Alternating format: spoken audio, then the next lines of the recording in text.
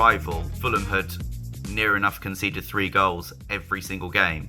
And then he comes in on his debut, straight away clean sheet against West Bromwich Albion. You could see as an instant impact was that we had a player that had the quality and confidence to be able to slot straight in, and Scott Parker didn't really need to think about easing him into the team, much like a lot of our new players had to. He actually came in with a bit of an injury. As soon as he was fit, went straight in, boom, clean sheet. He was named captain after just 4 games, even though there was much more experienced players in that team with Fulham. The one thing that sort of stuck out for me was how vocal he was straight away, and I think that comes from his confidence and his ability. I think you're quite right to be concerned about signing a player for quite a considerable sum of money, coming from a team that just got relegated with a little bit of a whimper.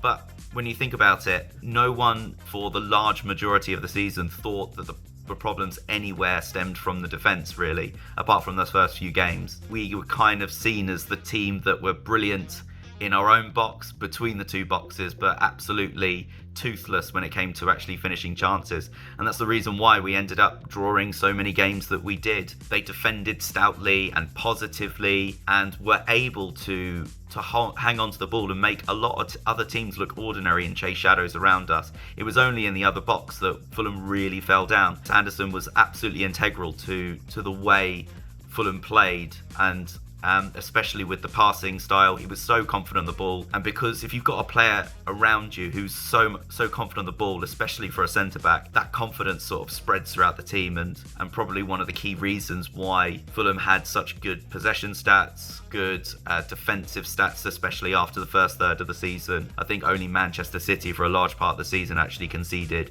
any less goals than us, and even when towards the end of the season, when goals started to go in, there was no real sort of possibility that he was going to be dropped. One of Scott Parker's key strengths last season was actually being able to change the system up depending on who we were facing. And the 2 main ones was either playing as with wing backs in a back 3 and 2 wing backs, or as a traditional back 4. I feel like if you are playing one of the 3, especially if you are playing one of the wider 3 in a back 5, you've got to have a lot of pace, and you've got to be able to pass it and find your wing backs. And he's got it. He's definitely got it. I think in the back 2, you've obviously got to be confident in the system, because Fulham had a lot of possession. What he was able to do was read the game quite a lot, and you kind of lose that other protection on the ball from basically if you're playing a back 3 and you've got the 2 pivots in front of you, you're losing that protection in front of you. So what you need to do is step onto the striker or the attacking midfielder a lot more often. And you've got to have a lot of confidence, a lot of pace, and a lot of anticipation to get there. And Andersen's got that in bucket loads. When you're looking at the fact that he's coming into a team that's massively in transition, you're going from Roy Hodgson, who is obviously much adored within the Fulham fan base, within myself. I haven't quite erected my Roy Hodgson shrine as yet. A very, very conservative kind of manager as well. It's a bit of an unknown thing of Patrick Vieira coming in. He hasn't got a very long CV, unlike the previous manager. When you're looking at the Nice team that he was managing, and they sort of tried to sort of mix things up a bit, I think that versatility might come into play with Andersen, that might get him the nod over other people. He's going to be able to be utilised in whatever way Patrick Vieira would like him to do. That adaptability is going to be absolutely key, especially with this team in transition and Vieira trying to install his new ideas. And there's quite a lot of, I hear quite a few new faces coming in. If they do decide to play a passing football, Andersen's got it, especially. I think one of the things that he was most impressive at was his accurate long passing, especially cross field.